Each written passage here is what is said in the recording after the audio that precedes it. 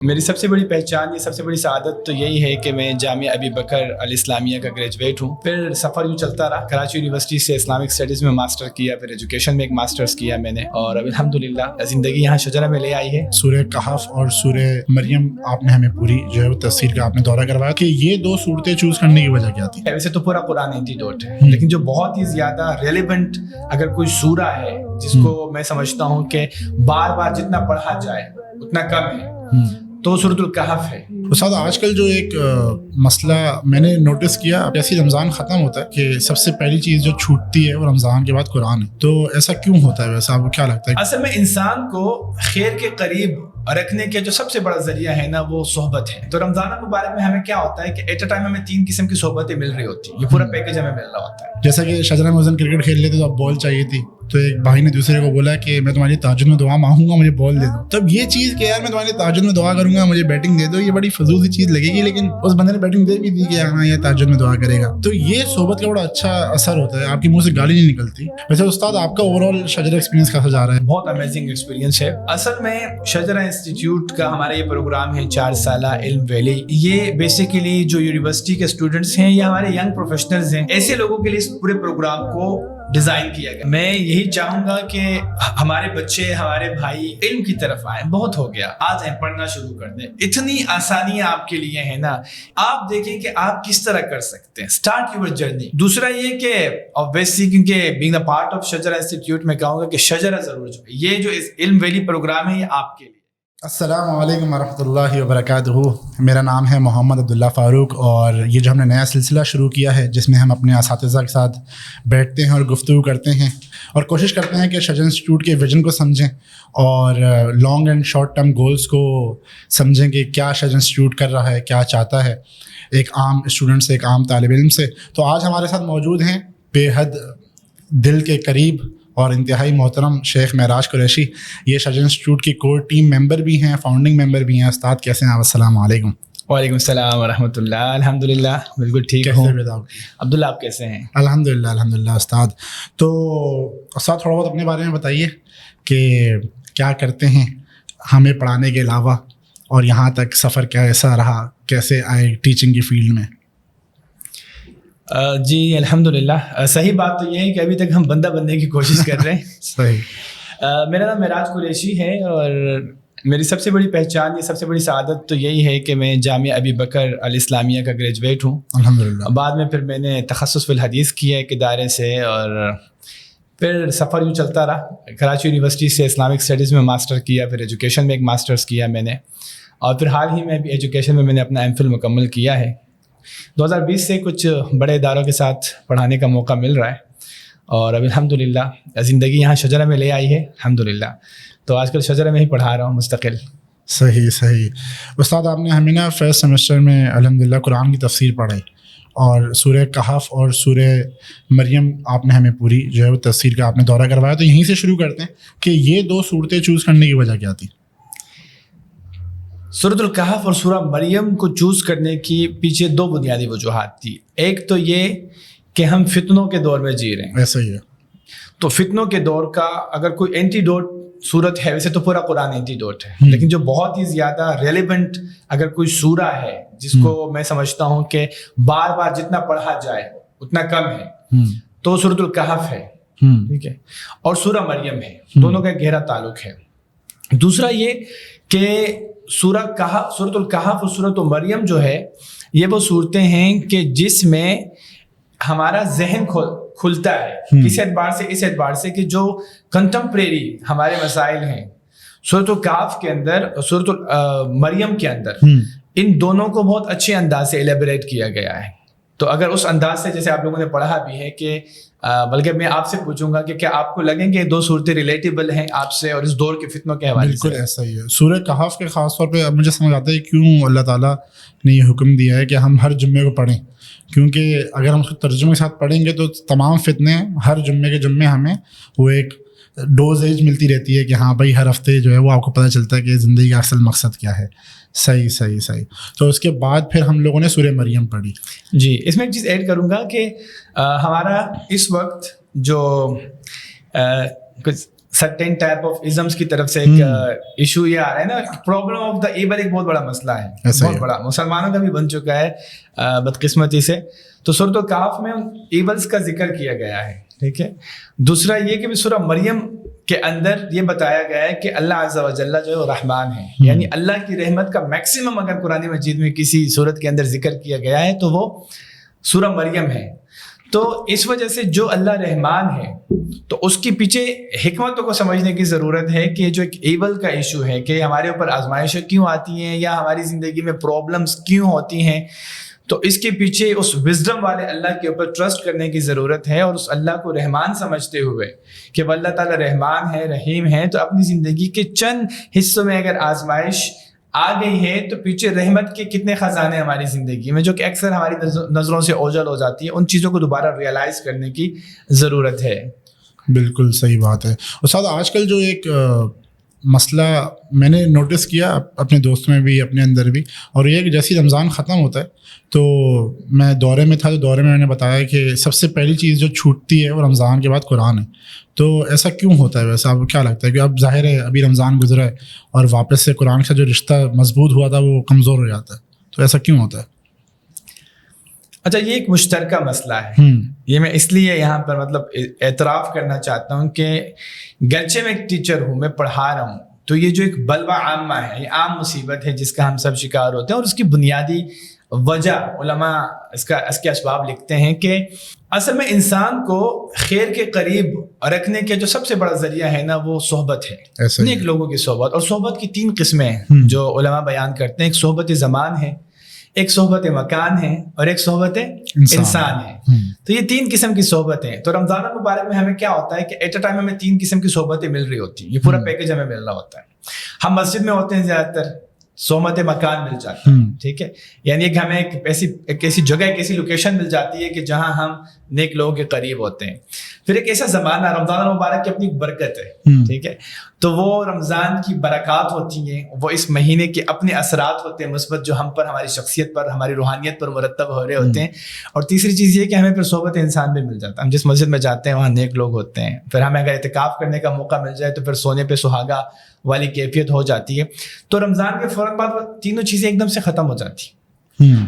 तो जाहिर सी बात है कि आप एक ऐसे एनवायरनमेंट में थे कि जिसका मौसम बड़ा दिलकश था। अगर आप नॉर्दर्न एरियाज में गए हैं तो वहाँ आपको माहौल कुछ और लगेगा, ठीक है।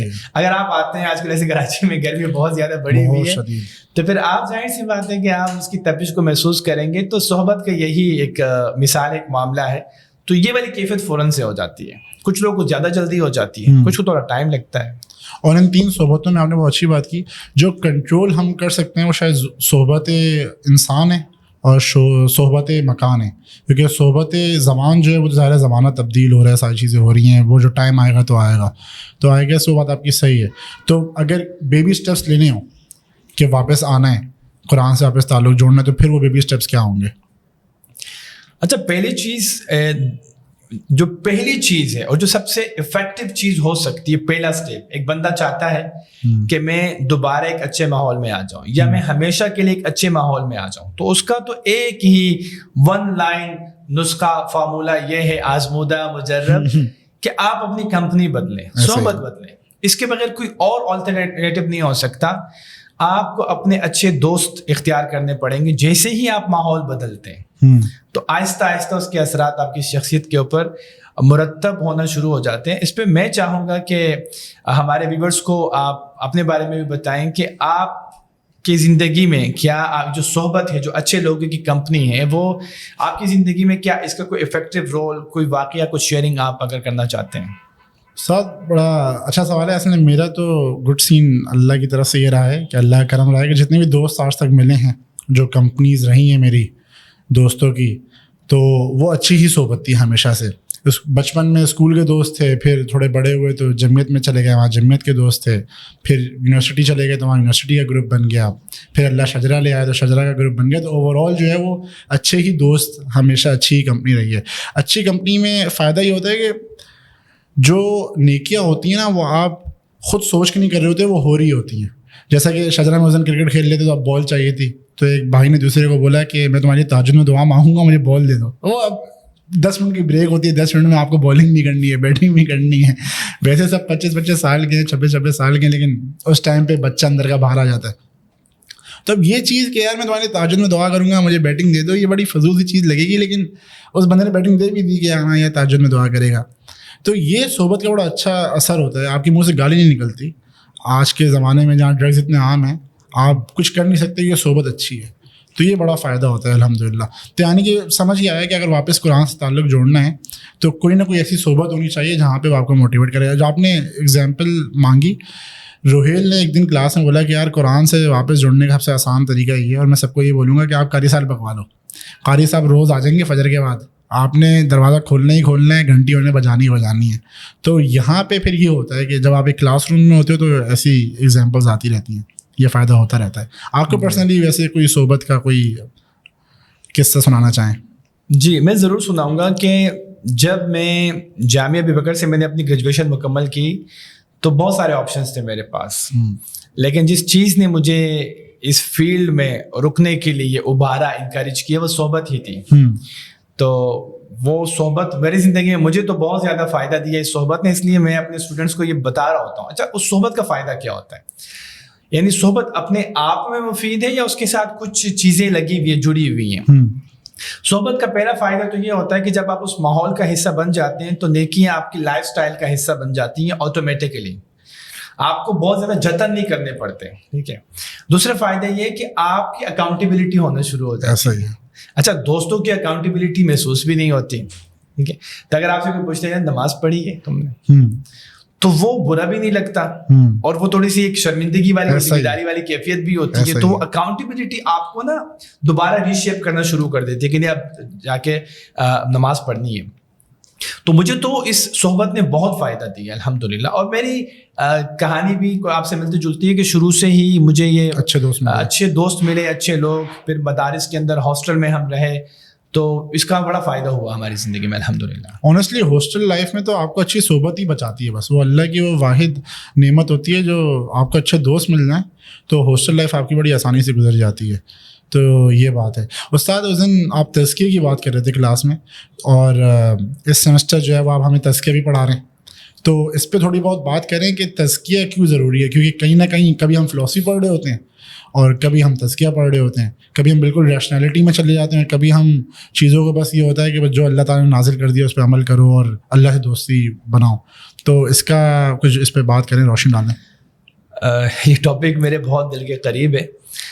اصل میں ہوتا کیا ہے کہ بعض دفعہ جو ٹیکنیکل نالج ہم گین کر رہے ہوتے ہیں, سیکھ رہے ہوتے ہیں, تو اس ٹیکنیکل نالج کا ایک الٹیمیٹ مقصد تھا. تو اس الٹیمیٹ مقصد کو بعض دفعہ وہ نظروں سے اوجھل ہو جاتی ہے, جسے ہم اگنور کرنا شروع کر دیتے ہیں. ہم اصول فقہ کو, اصول حدیث کو, اصول تفسیر کو ہی مقصد سمجھنے شروع کر دیتے ہیں, حالانکہ یہ ذریعہ ہے. ٹھیک ہے. تو اس وجہ سے بہت زیادہ ضروری ہے کہ ان سبجیکٹس کے ساتھ تزکیہ ہو. تزکیہ بیسیکلی کیا ہوتا ہے؟ تزکیہ ہوتا یہ ہے کہ آپ کا دل صاف ہو جاتا ہے. تزکیہ نبی صلی اللہ علیہ وسلم کی حدیث ہے کہ ایمان تمہارے دل میں ایسے ہی بوسیدہ ہو جاتا ہے جیسے تمہارا کپڑا. اصل میں نبی صلی اللہ علیہ وسلم کا یہ بھی معجزہ تھا کہ آپ نے مثال ایک ایسی چیز کی تھی جو ہمارے دل کے بہت قریب ہے, کیونکہ پہننے اوڑھنے کے معاملے میں بڑے چوزی ہوتے ہیں نا. تو جس طرح تمہارے کپڑے پرانے ہو جاتے ہیں, تمہارا ایمان بھی پرانا ہو جاتا ہے. تو جتنے تم کانشیس ہو اپنے لباس کے معاملے میں, تو اتنا کانشیس تمہیں اپنے ایمان کے معاملے میں ہونا چاہیے. اور پھر اس کا حل یہ بتایا کہ دعا مانگو اللہ تعالیٰ سے, اور ایک حدیث میں آتا ہے کہ تم کثرت سے لا الہ الا اللہ پڑھو. تو میں یہ سمجھتا ہوں کہ تزکیہ بہت زیادہ ضروری ہے کہ ایک شخص اپنی روحانیت کے اوپر, اپنے اللہ کے ساتھ کنیکشن کے معاملے میں, اپنے ایمان کو تر و تازہ رکھنے کے معاملے میں بہت کانشیس ہو, کیونکہ اس دل کو اللہ کے نبی صلی اللہ علیہ وسلم نے ساری کی ساری خیر اور ساری کی ساری فساد کا ذریعہ اور جڑ قرار دیا ہے. یعنی اگر یہ دل سلامت ہے تو سب کچھ سلامت ہے, اگر یہ دل خراب ہے تو سب کچھ خراب ہے. تو میں یہ سمجھتا ہوں کہ یہ اللہ کے ساتھ کنیکشن کو جوڑنے کا اگر کوئی ذریعہ ہے نا تو وہ تزکیہ ہے. اور اس کے پھر بہت سارے اسباب ہیں جس پہ ہم تفصیل سے کلاس میں بات کر چکے ہیں. تو اگر بالکل شارٹ سمری آپ کسی کو دینا چاہیں گے کہ وہ تزکیہ کس طرح اچیو کرے, تو وہ کیا بیبی اسٹیپس لے گا 24 گھنٹے کے اندر؟ جی سب سے پہلے تو میں یہ کہنا چاہوں گا کہ اصل میں نا ہم جب کریکٹر بلڈنگ کی بات کر رہے ہوتے ہیں تو تزکیہ ہم سے کہیں رہ جاتا ہے, اور جب تزکیہ کی بات کر رہے ہوتے ہیں تو کریکٹر بلڈنگ اس طریقے سے اس کو ہم امپروو نہیں کر پاتے, چیزیں ہم سے رہ جاتی ہیں. تو یہ جو افراط و تفریط ہے, افراط و تفریط کا مطلب یہ ہے کہ کسی چیز کو کم کرتے ہیں تو کسی کو زیادہ کر دیتے ہیں. اس کو ہمیں اعتدال پر لے کر آنا ہے, ایوریج کرنا ہے, ٹھیک ہے. بار بار ٹرانسلیشن کرنی پڑ رہی ہے جی کیونکہ ہماری آڈینس جو ہے وہ ہے تو پاکستانی, لیکن اردو نہیں سمجھ میں آتی, اور یہ سارا کا سارا جو میری عادت بنی ہے یہ انہی کی وجہ سے بنی. ویسے عبداللہ کی اردو اچھی ہے, لیکن ہمارے جو دیگر کلاس ان کے کلاس فیلوز ہیں, ہمارے اسٹوڈنٹس ہیں, وہ ذرا ان کی وجہ سے مجھے تھوڑی سی اپنی انگلش کے اوپر کام کرنے کے سب ٹائٹل ڈال دیں موڈرنٹی کہہ سکتے ہیں ہم.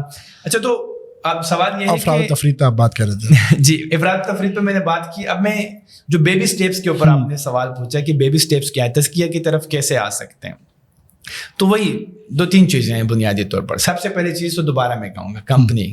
صحیح, کمپنی کے بغیر آپ تزکیہ کر نہیں سکتے. دوسری بات یہ ہے کہ آپ دعا مانگیں اللہ تعالیٰ سے, کیونکہ تزکیہ اللہ ہی انسان کو توفیق دیتا ہے اس کا ایمان تازہ کرے, لیکن تزکیہ. تیسری چیز یعنی دعا مانگیں. تیسری چیز یہ کہ کثرت کے ساتھ ذکر کریں, کثرت کے ساتھ ذکر کریں. تو یہ 3 چیزیں بنیادی طور پر ایک انسان کی ابتدا ہے. یہ جب انسان کی روٹین کا حصہ بن جاتی ہیں تو باقی چیزیں خود بخود سیٹ ہونی شروع ہو جاتی ہیں. البتہ ایک سوال ہو سکتا ہے آپ کی طرف سے, میں پہلے سے بتا دیتا ہوں کہ کیا اگر ایک انسان کا دل سخت ہو جائے تو کیسے نرم ہوگا, اور تزکیہ کی طرف سے کیسے آ سکتا ہے. تو اس کے لیے تو سمپل بھائی فارمولا ہے کہ قبرستان جائیں, آدھا گھنٹہ گزاریں ذرا قبرستان میں, لگ پتہ چل جائے. سوچیں ذرا, انسان کا سارا ایگو, یہ جتنے بھی دل کے مسائل ہیں نا, اپنے آپ کو بہتر سمجھنا, تکبر, اور یہ ساری چیزیں ختم ہو جاتی ہیں. یا تو بندہ ہسپتال میں جائے, کسی ایمرجنسی وارڈ میں ذرا ٹائم گزارے, کسی مریض کا انٹرویو کرے, یا وہ کسی میت کو غسل دیں, کر کے دیکھیں یہ کام, تو لگ پتہ جاتا ہے, اور انسان اپنی اس فطرت کے اوپر آ جاتا ہے کہ انسان کی حقیقت کیا ہے. استاد آپ نے اتنی خوبصورت بات کی. پرسنل بڑے بھائی سے بات ہو رہی تھی, اور انہوں نے ایک جملہ بولا کہ مرد ایک بخار کی مار ہے. تو مجھے اتنی کوئی ریئلٹی ہٹ ہوئی کہ ہم لوگ ویسے دیکھتے ہیں کہ بھائی گرائنڈ کلچر آ گیا, بس 24 گھنٹے کام کرو اور رات میں لیٹ سو, کافی پیو. بٹ ایک بخار ہوتا ہے اور 4 دن ہم بستر پہ ہوتے ہیں, اور ہمیں ریئلائزیشن ہوتی ہے کہ ہاں یار ہم کچھ کر نہیں سکتے. تو اس میں ذکر بڑا امپورٹنٹ ہے. جب بھی ذکر کی گفتگو ہوتی ہے تو یہ گفتگو شروع ہو جاتی ہے کہ صبح شام کے اذکار کرے بندہ, پھر سونے سے پہلے جو ہے وہ بندہ سورہ ملک پڑھے اور باقی اذکار کرے, پھر تہجد کا بھی اہتمام کرے. تو پھر سوال بنتا ہے کہ یہ سارے کام کرے گا تو پھر نوکری کب کرے گا اور باقی کام کب کرے گا. تو اس کو بیلنس آؤٹ کس طرح کیا جائے, کیونکہ یہ بڑا اوور ویلمنگ لگتا ہے کہ بھائی ذکر کر لو, اچھا بھائی کیا کرو, تو یہ ساری چیزیں کرو, تو ان کے لیے ٹائم نکالنا مشکل ہے. اچھا ہمارے ہاں نا بہت ساری چیزیں صرف غلط فہمی کی وجہ سے ہم کنفیوز ہو جاتے ہیں. مطلب ذکر کرنے میں ٹائم کتنا لگے گا میکسیمم؟ میں اگر آپ سے پوچھوں, آپ کرتے ہیں صبح شام کے اذکار؟ الحمد للہ استاد. کتنا ٹائم لگ جاتا ہے استاد؟ 15 منٹ میں ہو جاتے ہیں صبح کے. تو میں عادت بھی ہو گئی تو الحمد للہ وہ تیز ہو جاتے ہیں. اور سورہ ملک اگر پڑھتے ہیں رات کو تو کتنا ٹائم لگ جاتا ہے؟ 7-8 منٹ لگ جاتے ہیں. اچھی آواز میں, سکون سے, بالکل پیاری قرات کے اندر. تو مجھے یہ بتائیں کہ 7-8 منٹ میں آپ پوری سورہ ملک پڑھ رہے ہیں اور 15 منٹ میں آپ پورے اذکار کر رہے ہیں, تو اب یہ کوئی اتنا زیادہ ٹائم لگ رہا ہے کہ انسان کر نہیں سکتا, جبکہ 24 گھنٹے ہمارے پاس ہیں. گھنٹوں ہم بہت سارے کاموں میں لگا لیتے ہیں, گیدرنگ میں بیٹھتے ہیں, کچہری کر رہے ہوتے ہیں, 2 گھنٹے گزر جاتے ہیں پتہ ہی نہیں چلتا, چائے کے ڈھابے پہ 2 گھنٹے گزر جاتے ہیں پتہ ہی نہیں چلتا. تو پھر یہ ظاہر سی بات ہے کہ پریورٹیز ہیں. مجھے بھی لگتا ہے کہ ٹائم کا مسئلہ نہیں ہے, اٹس آل اباؤٹ پریورٹیز. اگر آپ اس کو وہی اہمیت دیتے ہیں کہ جو مطلوب ہے بطور مسلمان, ذکر اور اس کے فوائد کو اگر آپ تھوڑا سا ایکسپیرینس کریں تو آپ کو یہ ٹائم اتنا مشکل نہیں لگے گا. بلکہ میں چاہوں گا کہ آپ اس حوالے سے تھوڑا سا اپنا ایکسپیرینس بتائیں ذکر کے حوالے سے. ذکر تو الحمد للہ پہلے سے کرتے ہوئے آ رہے تھے, دیکھا بھی تھا کہ اس کی اہمیت ہے اور گھر میں ماحول بھی ایسا تھا. بٹ اصل فائدہ تب ہوا جب ذکر کا مطلب سمجھ آیا, جب عربی پڑھی یہاں پہ آ کے اور پھر سمجھنے کی کوشش کی تو پھر سمجھ آئی کہ یہ جو دعائیں ہیں نا یہ بہت بڑا سمندر ہے, اس کو کوزے میں بند کر دیتی ہیں دعائیں.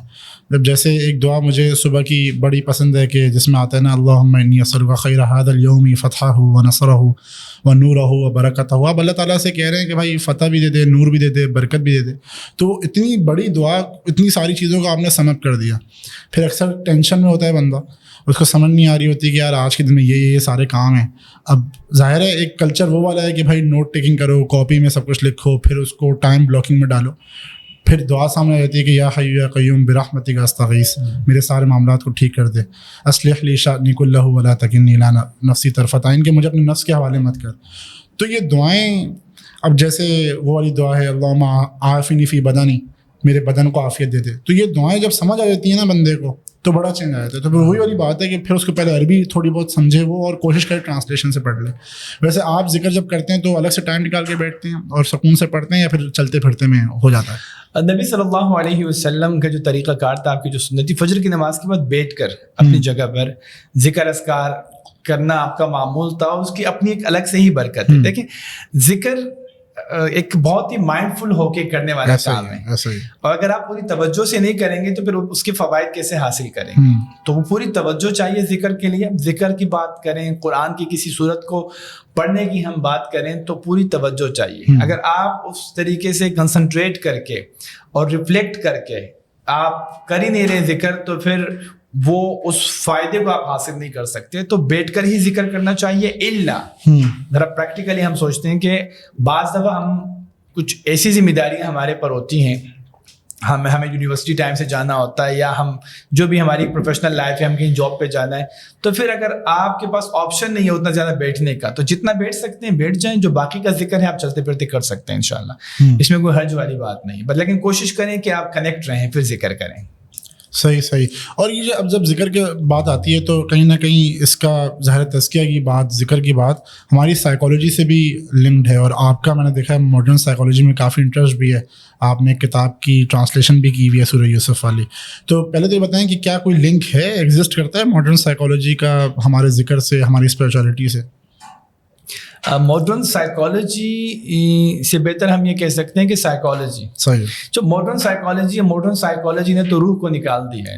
اس نے تو صرف مائنڈ کے ساتھ جوڑ دیا ہے سائیکالوجی کو، کہ انسان جو ہیومن بیہیویئر ہے اس کے اوپر فوکس کر کے وہ ماڈرن سائیکالوجی کے اندر مزید وہ ایڈوانس لیول تک جا رہے ہیں. جبکہ سائیکالوجی کی ابتدا یعنی لفظ ٹھیک ہے، تو جو آپ کی سائیکالوجی جو ہے یہ اپنے آپ میں اس بات پر دلالت کرتے ہیں کہ روح کا علم. ٹھیک ہے، تو بالکل اسلامک سائیکالوجی کے لیے اب تو خیر اسلامک سائیکالوجی کی پوری ایک سائنس ڈیولپ ہو رہی ہے الحمدللہ. اور ہم یہ چاہتے ہیں کہ اللہ تعالیٰ وہ دن لے کر آئے کہ پورا کا پورا ڈسپلن اسلامی اصولوں کے اوپر کنسٹرکٹ ہو چکا ہو. اور اس کے لیے ہمارے ایک اسٹوڈنٹ آپ کی کلاس فیلو مصعب کام کر رہے ہیں، ان کو ہم نے ٹاسک دیا اور وہ خود بہت زیادہ انتھوزیاسٹک ہیں اس حوالے سے کہ اللہ تعالیٰ سے ہم دعا کرتے ہیں کہ ان سے بھی یہ کام لے لیں. تو تزکیہ کا، روحانیت کا براہ راست تعلق ہے اس کے ساتھ پازیٹیو سائیکالوجی کے اندر، کیونکہ انسان کا جو رویہ ہوتا ہے وہ عکاسی کرتا ہے، وہ ریفلیکٹ کر رہا ہوتا ہے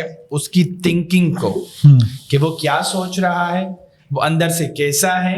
تو یہ جو ایٹیٹیوڈ ہے نا، بیہیویئر جو ہے ایٹیٹیوڈ کو ریپرزینٹ کر رہا ہوتا ہے. تو آپ کے حرکات اور سکنات، جو آپ کے ایکشنز ہوتے ہیں، وہ بیسیکلی ریفلیکٹ ہو رہے ہوتے ہیں کہ آپ اندر سے کیسے ہیں، اندر سے کیسے سوچتے ہیں. تو اس لیے تزکیہ کیوں ضروری ہے؟ تزکیہ اس لیے ضروری ہے کیونکہ باہر کی دنیا بڑی ظالم ہے، چیلنجز ہیں، مسائل ہیں، ٹربلز ہیں. آپ کیسے فیس کریں گے اگر آپ ذکر نہیں کر رہے؟ تو آپ کے اندر وہ تحمل مزاجی کیسے آئے گی؟ آپ لوگوں کے غلط رویوں کو، غلط ایٹیٹیوڈ کو، آپ اپنے آفس کے اندر، اپنے کلاس کے اندر اگر کوئی آپ کو ہرٹ کرتا ہے، کوئی آپ کو ہٹ کرتا ہے، کوئی آپ کو تکلیف دیتا ہے، کوئی آپ کو ابیوز کرتا ہے، تو آپ کیسے ان تمام چیزوں کو لے کے کیٹر کریں گے؟ ان تمام چیزوں کو لے کے ان کو فیس کریں گے، ان کو سورٹ آؤٹ کریں گے؟ کر ہی نہیں سکتے. تو اندر کی مضبوطی کے لیے جو ہے نا تزکیہ چاہیے. اور سائیکالوجی یہ ہے رویوں کا علم. تھنکنگ یعنی ہمارے مائنڈ سے اس کا تعلق ہے، ہماری تھنکنگ سے اس کا تعلق ہے، ہمارے بیہیویئر سے اس کا تعلق ہے، ہماری روح سے اس کا تعلق ہے. یہ میں نے اپنی خوبصورت بات کی ہے. میں نے معاشرے میں ایک چیز نوٹس کی، اور شیخ یاسر قاسی کی میں ویڈیو بھی دیکھ رہا تھا، اس پہ بھی انہوں نے یہ بات کی کہ جو لوگ اللہ پہ ایمان نہیں رکھتے ان کی زندگی بڑی مشکل ہوتی ہے. کیونکہ ہمارے یہاں تو یہ ہوتا ہے نا کہ کچھ بھی مسئلہ ہوا، یار اللہ دیکھ لے گا، یار اللہ سنبھال لے گا، ٹھیک ہے، اللہ پہ بھروسہ رکھو. کوئی چھوٹا معاملہ بھی ہوتا ہے نا تو یہ ہوتا ہے کہ یار اللہ دیکھ لے گا. تو وہ ذکر ہمیں ظاہر ہے کہ ایکسٹرنل فورس ہوتی ہے جو ہمیں ہیلپ کر رہی ہوتی ہے، اور وہ ہمارے تزکیہ اور وہ پوری سائیکالوجی ہماری اس طریقے سے چل رہی ہوتی ہے. میں نے بات کی سورہ یوسف کی کہ آپ نے ایک کتاب ہے اس کو ٹرانسلیٹ بھی کیا ہے، اور وہ بھی سورہ یوسف اور ماڈرن سائیکالوجی، پتہ نہیں سائیکالوجی پہ ہے، تو تھوڑا بہت اس کا بتائیے کہ کیا سین ہے. بیسیکلی یہ 2020 کی بات ہے. ہمارے شیخ ہیں ڈاکٹر آصف حیرانی. تو امریکہ ڈیلس میں وہ ہوتے ہیں, ریزیڈینشیل اسکالر ہیں. تو وہ ہمارے پاس آئے تھے 2020 میں. اس وقت میں امام ڈیولپمنٹ پروگرام کا جو ایک ہمارا پروجیکٹ تھا اس کو میں ہیڈ کر رہا تھا. تو وہ ہمارے پاس آئے تھے ہمارے ائمہ کو ٹرین کرنے کے لیے. تو یہ بیسیکلی ان کا نا PhD کا تھیسس تھا. تو وہ یہ ہمیں بطور ہدیہ, بطور گفٹ انہوں نے یہ ہمیں کتاب ہمیں دی. تو مجھے کتاب میں نے جب دیکھی تو شروع سے ہی ریڈنگ کی ایک اچھی عادت تھی, ایک ذوق تھا. تو جب اس کی ہم نے فہرست دیکھی, ٹیبل آف کنٹینٹ کو جب دیکھا تو بڑی اچھی لگی, بڑی یونیک اس کی ترتیب تھی, کمپائلیشن تھی. تو جو اس کے اندر مضامین کو ڈسکس کیا گیا تھا بڑا اچھا لگا, ریلیونٹ لگا. تو ان سے پوچھا پھر کہ کیا اس کا کوئی اردو ورژن ہے؟ تو ڈاکٹر صاحب نے کہا کہ نہیں ہے تو نہیں. تو مجھے بھی یاد نہیں کہ میں نے ان سے کہا کہ میں کر لوں یا انہوں نے مجھے کہا کہ آپ کر لیں. تو پھر وہیں سے کیونکہ اتنی اچھی لگی تھی, میں نے 2-3 دن میں اس کی پوری ٹیبل آف کنٹینٹ کا اردو ٹرانسلیشن کیا. ان کو میں نے بھیجا تو انہوں نے کہا یہ بہت اچھا ہے, بڑا فریش ٹرانسلیشن ہے. تو انہوں نے مجھے پھر کہا کہ کر لو. تو وہیں سے پھر اللہ تعالیٰ نے توفیق دی. تھا بڑا مشکل کام کیونکہ کافی موٹی کتاب تھی, لیکن پھر وہ ہو گیا الحمدللہ. الحمدللہ. ویسے آپ کو قرآن کی سب سے خوبصورت صورت کون سی لگتی ہے جو آپ کہتے ہیں کہ یار یہ پڑھنی چاہیے اگر کوئی بندہ پہلی دفعہ قرآن خود کھول رہا ہے؟ سورہ یوسف. سورہ یوسف کوئی دو رائے نہیں, سورہ یوسف ہے, اور ایسی بات.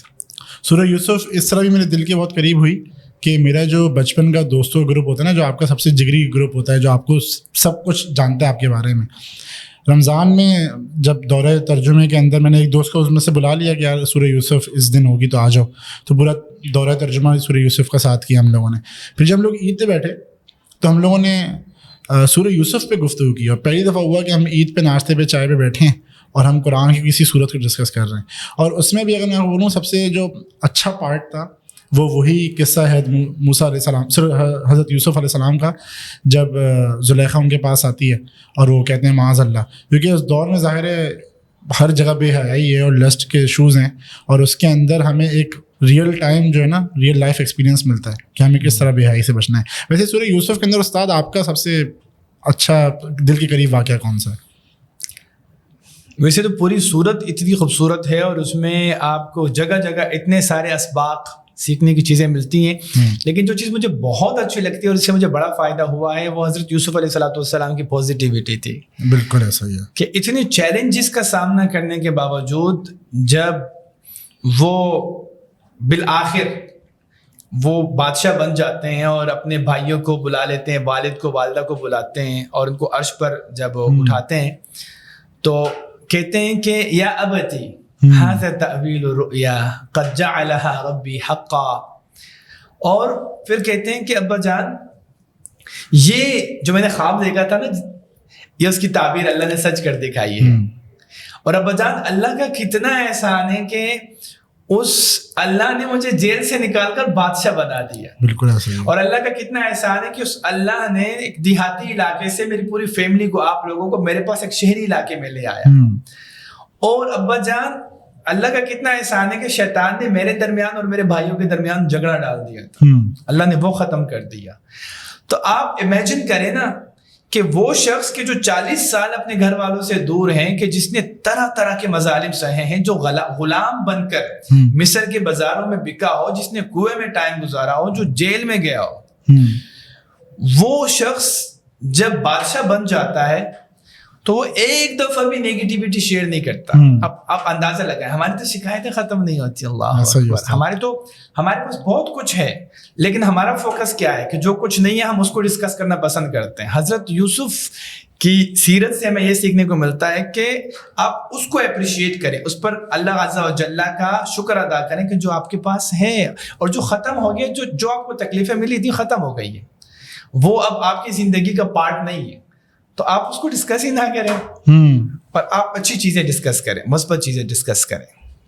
اور اس میں نا ایک کبھی کبھار ایسا ہوتا ہے کہ ہم قرآن کو بالکل ایک دینی پرسپیکٹو سے پڑھ رہے ہوتے ہیں کہ ہمارا تزکیہ ہو جائے گا, لیکن قرآن ہمیں اسٹریٹجک تھنکنگ اور پلاننگ بھی بڑا سکھاتا ہے. مطلب اس واقعے میں مجھے ایک چیز جو بڑی حیرت بھی ہوتی ہے کہ جب وہ خواب کی تعبیر کے لیے آئے تو انہوں نے بتایا کہ یہ سال خوشحالی کے ہیں, اس کے بعد جو سال ہیں اس میں ظاہر قحط آئے گا, تو تم کیا کرو, اسٹور کر لو اپنا جو اناج ہے. تو یہ بھی ایک تھنکنگ والا میٹر ہے کہ ہاں یار یہ چونکہ مسئلہ آنے والا ہے تو پہلے سے پلاننگ کر لو اس کی. اور دوسری چیز جو عاجزی ہے کہ ان کے بھائیوں نے ان پہ ظلم کیا. چلیں ایک تو ظلم ہے جو کیا, اور ایک وہ ظلم ہے جو اس ٹائم پہ وہ کر رہے تھے کہ انہوں نے بتایا کہ اس کا بھائی بھی ایسا تھا اور یوسف علیہ السلام سامنے کھڑے ہیں اور پھر بھی انہوں نے شکوہ نہیں کیا. تو یہ ایک بہت زیادہ دل کے قریب الحمدللہ صورت ہے. یہاں پر ایک بات کرنا چاہوں گا کہ آپ دیکھیں کہ جو چیزیں ہمیں آ رہی ہیں ادھر ادھر سے, جو میڈیا کے فارم سے ہمیں چیزیں سکھائی جا رہی ہے, بدلہ لینا, انتقام لینا, بالکل ایسا. آپ دیکھیں نا کہ جتنی بھی موویز ہیں, جتنی بھی اس طرح کی چیزیں ہیں, کہانیاں ہیں, ناولز ہیں, ٹھیک ہے, تو آپ دیکھیں کہ وہاں سے الٹیمیٹ اگر آپ اس کو کسی آخری نتیجے پر جاتے ہیں پوائنٹ پر کہ وہ کیا سکھا رہے ہیں, بدلہ لینا سکھا رہے ہیں کہ آپ سب کو کر کے دکھاؤ, آپ سب کو ہرا دو, ان کو احساس دلاؤ, بدلہ لو, اپنی ساری بڑاس نکال دو. سورہ یوسف بلکہ پورا قرآن ہمیں معاف کرنا سکھاتا ہے. ہمیں قرآن یہ سکھاتا ہے کہ تم کچھ پروڈکٹیو کرو, تم کچھ اچھا سوچو, پازیٹیو رہو, یہ جو ہو گیا سو ہو گیا, ان میں مت الجھو, تمہاری منزل کچھ اور ہے. دوسرا یہ کہ تحمل مزاجی, جو کہ ہمارا مسئلہ ہے. کراچی والے آج کل مرچ مسالہ زیادہ کھاتے ہیں, بلکہ ہمیشہ سے ہی کھاتے رہے. تو یہ سندھی بریانی اور اس طرح کی چیزیں حیدرآبادی, تو ہوتا کیا کہ بی پی کا لیول آلریڈی باقی لوگوں سے ہائی رہتا ہے, تو ان کو تو بس صرف ہلکا سا گرم ہوا کا جھونکا لگانے کی دیر ہے, تو یہ اپنے آپ سے باہر آ جاتے ہیں. تو مسئلہ یہ ہے کہ تحمل مزاجی سیکھنے کی ضرورت ہے یوسف علیہ السلام سے. اور ایک چیز اور عبداللہ, اگر آپ مجھے اجازت دیں, اصل میں ہمیں یوں لگتا ہے کہ قرآن کا تعلق نا براہ راست ہماری زندگی سے نہیں ہے. آپ نے بھی اس کو مینشن کیا کہ بس تزکیہ ہو جائے گا, تھوڑی سی وہ دینی جنت کے حوالے سے بس باتیں ہوں گی, ایسا ہے نہیں ہرگز. تو کسی نے نا غلط فہمی ڈال دی ہے, یا کبھی ہم نے وہ ایکسپیرینس کی نہیں. اسلام آیا ہی, اسلام چاہتا یہ ہے کہ ہماری آخرت سنور جائے, لیکن اسلام ہماری دنیا کو نظر انداز نہیں کرتا, آپ کو پورا فریم ورک دیتا ہے, یہ میں آپ کو گارنٹی دیتا ہوں. آپ کو پولیٹیکل فریم ورک دیتا ہے, آپ کو ایجوکیشنل فریم ورک دیتا ہے, آپ کو سوشل فریم ورک دے رہا ہوتا ہے, آپ کو اپنی فیملی کو اچھے انداز سے سنبھالنے کا فریم ورک دیتا ہے. ایون کہ اگر آپ اپنی پروڈکٹیوٹی, انڈیویجول پروڈکٹیوٹی انکریز اور انہانس کرنا چاہتے ہیں, قرآن آپ کو پورا فریم ورک دیتا ہے. آپ سورہ یوسف اٹھا کے دیکھ لیں, جتنے بھی ہمارے لوگ ہیں جو ہمیں سن رہے ہیں, ہمارے ویورز ہیں, آپ گارنٹی سورہ یوسف کو اٹھا کے دیکھیں اور آپ اپنے مسائل کا حل ڈھونڈیں اس نیت سے. کوئی ڈائریکشن لے کر آپ پڑھیں نا, کوئی ٹاسک لے کر سورہ یوسف کو پڑھیں, تو you will definitely find the solutions. اور جب آپ کو سولوشنز ملیں گے تو آپ کو لگے گا یہ تو بہت ریلیونٹ ہے, میں تو اتنا عرصہ پتہ نہیں کس غلط فہمی میں پڑا رہا. تو صرف سورہ یوسف سے شروع کریں اور اپنے مسائل کو ذہن میں رکھیں, پھر دیکھیں کہ کیا انشاءاللہ آپ کی زندگی بدلتی ہے. انشاءاللہ. استاد اچھی خاصی بات ہماری قرآن اور تزکیے پہ ہوئی. اب اگر کوئی انسان ہے جو کہ بالکل اس فیلڈ میں, اس اسپیس میں نہیں ہے, اور وہ کہہ رہے کوئی ایک شارٹ کٹ عمل مل جائے, وہ میں کروں تو زندگی کے معاملات آسان ہو, جادو کی چھڑی مل جائے کوئی, تو ایسا کوئی ہے, کوئی ذکر ایسا ہے یا کوئی عمل ایسا ہے ایگزسٹ کرتا ہے؟ اچھا, ایک چیز ہے جو قرآن مجید اس کو بیان کر چکا ہے. اگر کوئی شخص یہ چاہتا ہے کہ اس کے دن رات کا پورا سائیکل ٹھیک ہو جائے, پورے کا پورا سائیکل, تو تہجد کی نماز شروع کرتے ہیں. اچھا, ہمارے یہاں تصور یہ ہے کہ تہجد کی نماز اینڈ ہے, یعنی سب سے پہلے ہم اپنی 5 نمازیں تو ٹھیک کر لیں, اس کے بعد دیکھی جائے گی, پر تہجد کی نماز تو بہت آگے کا لیول ہے, ٹھیک ہے, ایڈوانس لیول ہے. ایسا نہیں ہے. نبی صلی اللہ علیہ وسلم پر 5 نمازوں کی فرضیت کا حکم بعد میں آیا تھا. آپ کو سب سے پہلی نماز جو پڑھنے کا حکم دیا گیا تھا وہ تہجد کی نماز تھی. تو آپ اس ترتیب کو سمجھے نا بھائی. آپ تہجد کی نماز, جو بھی شخص چاہتا ہے کہ اس کی پوری سائیکل ٹھیک ہو جائے, تو پہلا سٹیپ کیا ہونا چاہیے, آپ تہجد کی نماز پڑھنا شروع کرتے ہیں, لازم پکڑ لیں. پھر دیکھیں آپ کی کس طریقے سے زندگی خوبصورت سے خوبصورت ترین ہوتی چلی جائے گی. اس کے لیے پر ایک چیز ہے کہ اس تہجد تک آنے کے لیے جو ہم نے ابتدا میں بات کی تھی کہ آپ کو نیک لوگوں کی صحبت اختیار کرنی پڑے گی, کیونکہ سب سے پہلے تو آپ کا یہ ذہن بدلتا ہے. یہاں سے آپ بدل جاتے ہیں تو اس کے بعد پھر آپ کا عمل بھی بدلنا شروع ہو جاتا ہے.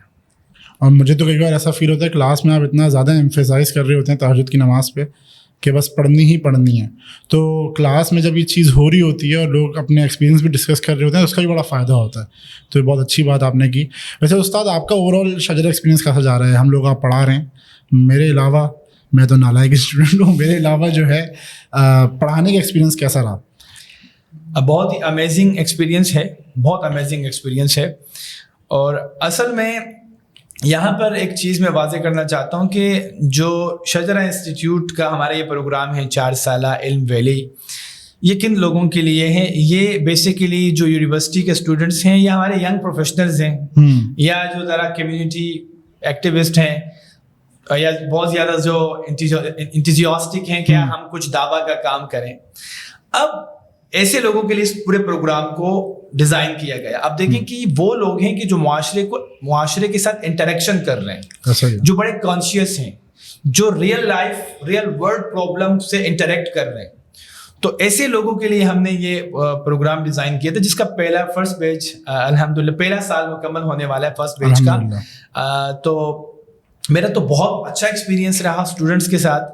اس کی وجہ یہ ہے کہ واقعی یہ جو شاید کہ کبھی غلط فہمی میں رہا ہوں میں کہ ہمارے نوجوانوں کو علم حاصل کرنے کی پیاس نہیں ہے یا وہ محبت نہیں ہے یا وہ اتنے سنجیدہ نہیں ہے، تو میں صحیح بتاؤں کہ اتنے زیادہ سنجیدہ اسٹوڈنٹس میں نے اپنی لائف میں کبھی نہیں دیکھے. بہت سنجیدہ اسٹوڈنٹس ہیں ہمارے علم ویلی کے شجرہ انسٹیٹیوٹ کے اس پروگرام کے، اور بہت زیادہ علم کے لیے ترسٹی ہیں، بہت زیادہ قربانی دینے والے اسٹوڈنٹس ہیں، اور بعض دفعہ تنگ کرتے ہیں مشکل سوال پوچھ کے، تو اس کے لیے ہمیں ایکسٹرا تیاری کرنی پڑتی ہے. کبھی ہوتا ہے کہ ڈنڈے اٹھا کے مارو ان لوگوں کو جب یہ تنگ کر رہے ہوتے ہیں؟ کبھی ضرورت نہیں پڑی، ایسے بھی ڈنڈے مارنے کے ہم خلاف ہیں، کبھی ضرورت نہیں پڑی، کیونکہ ہم اس چیز کے قائل ہیں کہ علم بعد میں حاصل کیا جائے، علم کی محبت پہلے دل میں ڈالی جائے.